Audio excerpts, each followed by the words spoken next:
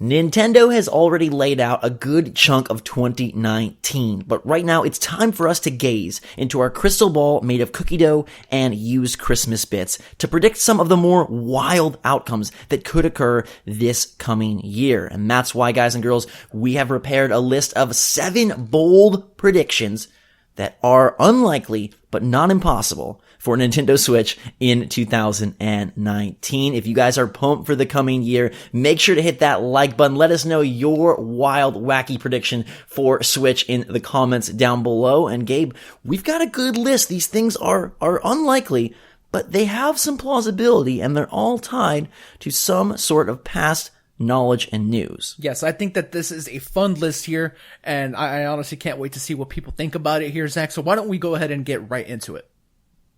Let's do it. Number 1, this has been baking for longer than all the cookies that you may have consumed this holiday season. Super Mario Odyssey DLC strikes in 2019. Finally, it is the biggest game that has not a lot of post-release love, but maybe, just maybe, they drop some Kingdom DLC in this calendar year to finally reward players, fans, the insane sales numbers, and we get maybe that previously rumored Luigi's Mansion Kingdom, we get that Isle Delfino Kingdom, and we get more content for one of, if not the biggest, Switch titles. That's so strange. The fact that this is basically the top-selling Switch game, aside from Smash, and we'll see how the cards lay when they fall there, but the fact that this sells so well, and there's no paid DLC at all. That's so bonkers to me. Nintendo has made it very clear that they want to continue to do DLC for even their older games, and even though I don't want to consider Super Mario Odyssey old,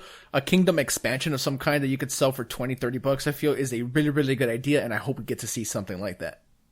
Yes, and it could be a good way to buoy the release of New Super Mario Bros. U Deluxe into more Mario mayhem, especially if some of the other titles are backloaded into the second half of 2019. An earlier Direct the Mario Odyssey DLC would be awesome. Yeah, for sure. But Zach, I want to get into something a little bit more fun here than some DLC for a game. Mario Tennis Aces was a surprise hit for both of us. We both enjoyed it way more than we thought we ever would. So, Indeed. Zach, how does the name Mario Strikers Koopa Cup sound for you? A brand new Mario Strikers game coming to the Nintendo Switch. I feel like it's time. We need a multiplayer experience because 2019 seems to be very heavy with the single player aspect of everything. We don't have a lot of multiplayer experiences, so something like Mario Strikers finally making a triumphant comeback, that seems like it just could be around the corner and we don't even know it. Oh, absolutely. Multiplayer is missing from 2019, and this sounds like the perfect stew to cook up for the year. It is smile-inducing for me because I love Super Mario Strikers. I love Mario Strikers Charged. I think those are 2 of the best side Mario games out there, and me and my brothers had so much fun. So bringing a new Mario Strikers Koopa Cup edition where Bowser puts together basically the World Cup of the Mushroom Kingdom, and maybe given all of the latest crossovers we've seen, we do get some guest characters. Maybe Link comes in for a little footy action. Maybe Inkling gets in on the pitch fun. We'll have to wait and see, but this could be perfect, especially, Gabe, if they give us online like Tennis Aces. Imagine those one-on-ones we could have. Imagine the tournaments and the lobbies you could build out, and just imagine seeing those characters in more sweet outfits. I love how they do that with Mario Kart, with Mario Tennis Aces. I'm ready for new soccer football uniforms in Mario Strikers Koopa Cup. I couldn't agree with you anymore. This is the perfect summer release as well. A great one for those months and a great multiplayer title to bring Mario and more to the console. Number 3 for us, this one has to be on every wild prediction list, right? It's Metroid Prime 4 being the secret holiday 2019 Switch game. We know that Pokemon 2019 Gen 8 is coming, and that will be the focus of November. But what if there is something else lurking to really lock down holiday 2019 for Nintendo? They sold oodles and oodles of Switch this season. Metroid Prime 4 would be a great way to give even more oomph to next year's lineup. It could have multiplayer, it could be more adult focused, and it would finally realize the promise of the continuation of this franchise that we've been waiting for. That logo is now going to be years old once this holiday rolls around, and while no indication that this is going to happen, it would be definitely super awesome to solidify year 3 as maybe the best year yet. Yeah, I've made no secret that I don't think that this game is coming anytime soon, but it coming in holiday 2019 would absolutely blow my mind, Zach. Maybe that would finally give you that ripping the t-shirt off moment that I promised you during E3. If anybody, I don't even know that was a video. So, little backstory. I said to Zach, hey, if Metroid Prime 4 gets announced, I'll take my shirt off or something crazy, like for a reaction. It never happened. So I owe Zach a moment. So if Metroid Prime 4 gets released in 2019, I might just have to give him that moment. That would be absolutely incredible. And I don't know that you can top Smash Bros. Ultimate given how ultimate that game really is, but a year that housed Animal Crossing, a brand new Pokemon, and the final release of Metroid Prime 4, so that's pretty tough to tango with. But Gabe, give us number 4 here on the list, which is one that I am just dying to talk about. Yeah, this has been a long time coming in some form or another. Pikmin has been a dormant franchise for a little while now.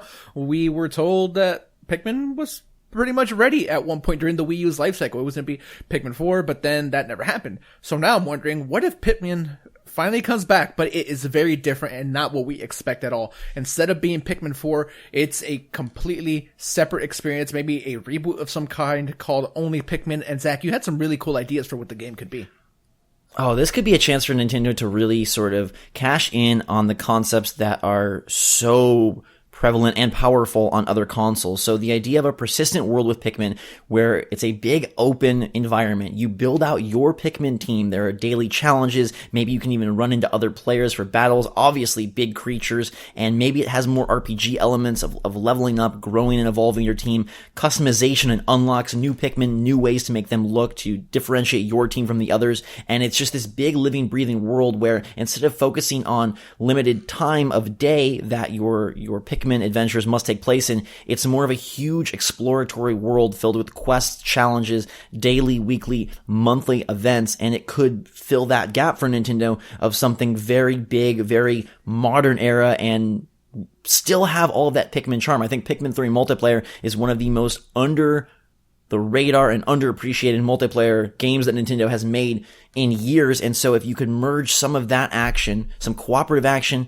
with the mechanics and the ideas and concepts I just talked about, you could have a crazy cool Pikmin. And perhaps that's why it has taken so long. Maybe this thing has gone through a few cycles of regeneration, of refocusing, of reassessing what Pikmin 4, quote unquote, or what just Pikmin Switch needs to be. If they go bold and big with Pikmin, it would be some of the wildest news of the entire year. I have to agree with you, man. Seeing what they did with Breath of the Wild and Super Mario Odyssey, for those franchises, having something similar be done to Pikmin where they go somewhere a little bit bolder and newer, that could be super cool, Zach. But take us to the next one here.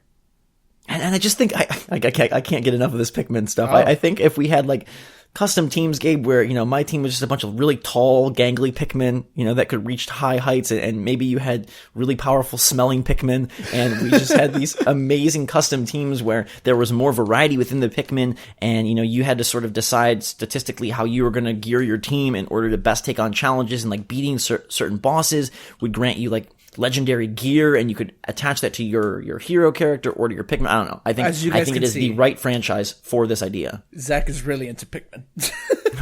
I really love Pikmin 3. I'm surprised they haven't brought it to Wii U, because I feel like it was really, it was really slept on. To a Switch, like it's a Wii U port. Yeah, sorry. Okay.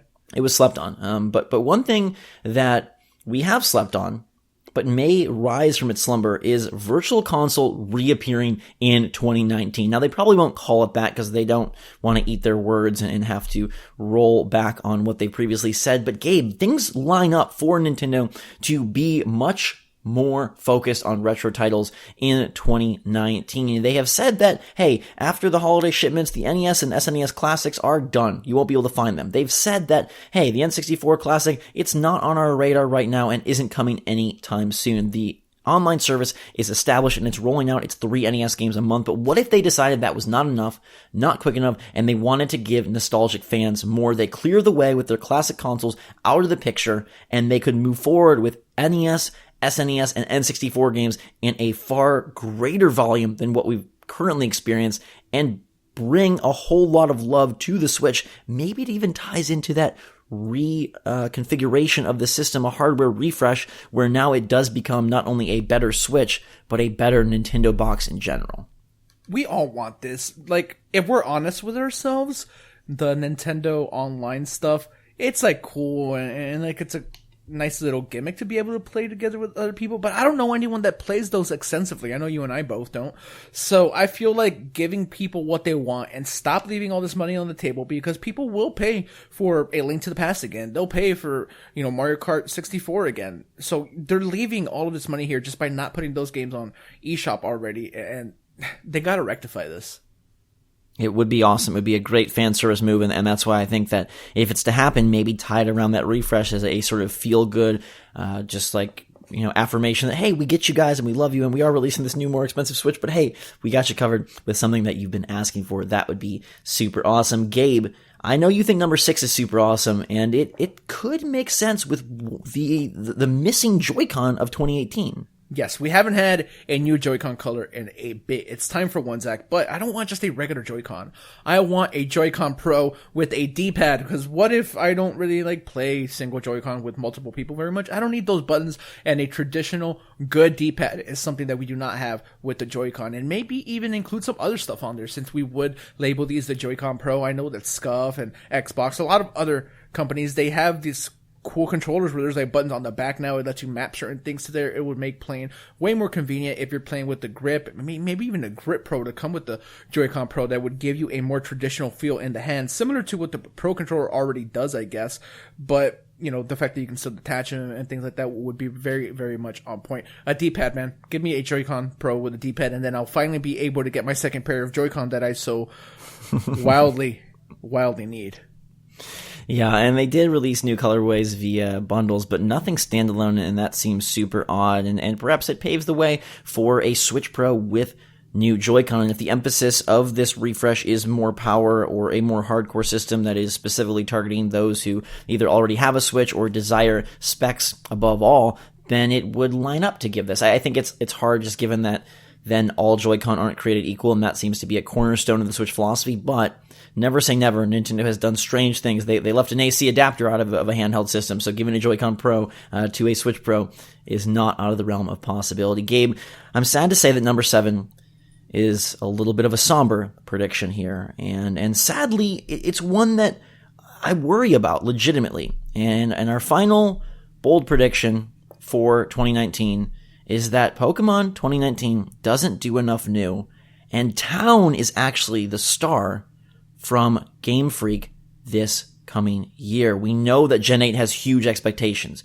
not only because it's the first new Pokemon in a while and the first big new Pokemon on Switch, but because of, I think, sort of the sour taste that Let's Go left in a lot of gamers' mouths. I still thought those were charming, enjoyable adventures that brought some new features and facets to the world of Pokemon that hopefully do carry over. But this one, it's got a lot to live up to. It's got a lot riding on it, and there could be an outcome where it's a little bit lackluster, it's too samey, and maybe Town is an opportunity for those fine developers at Game Freak to really let their minds run wild. Yeah, I want to see what they did with something that isn't Pokemon related, because they've done so much Pokemon, and to say the least, Let's Go was divisive, right? I think that that's a pretty safe statement there. So if things stay a little bit too similar to Let's Go with new gen, and it's really just new Pokemon, but so many of the more casual stuff stays in, I feel like people are going to be really upset about that. I don't think that Game Freak goes that route, but for me, Town is a little bit more exciting just because of the unknown there. So I'm looking forward to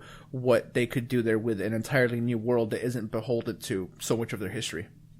Yeah, and it could obviously be the complete flip side, where Town is really basic and a very careful and, walking on eggshells approach to a new IP, and Pokemon 2019 is bold and bombastic, but there's that worry in the back of our heads that maybe it is the way that we just wildly predicted. So there you have it. Mario Odyssey getting DLC, Strikers Koopa Cup coming in to clean up for multiplayer mayhem, Metroid Prime 4 as the holiday big drop, Pikmin finally coming aboard, but it's very different and very cool with a whole lot of persistence, unlocks customization. Virtual Console reappears with a new name, but the same nostalgic focus. Joy-Con Pro lining up alongside the Switch Pro to deliver a more hardcore controller in your hand. And Pokemon 2019 not doing enough. Town being the place that you want to visit in the coming year. Let us know what you think of our predictions and give us any of your own wild ones in the comments down below. Make sure to hit that like button if you enjoyed the video. It does mean a lot and help a lot. We love you so much. Have a fantastic day. Make sure to subscribe to stay up to date on the latest and greatest from the Switch. And Gabe, we're going to have to track if any of these even come close to being true. I think if we get even one of these, we got to feel pretty good about our predictive powers, and maybe we should look into going into something a little more Nostradamus focused. But for now, we'll let these sit. We'll see what you think, and we'll get out of here. Everybody have a fantastic day. Thanks so much for myself and Gabe. SwitchForce out.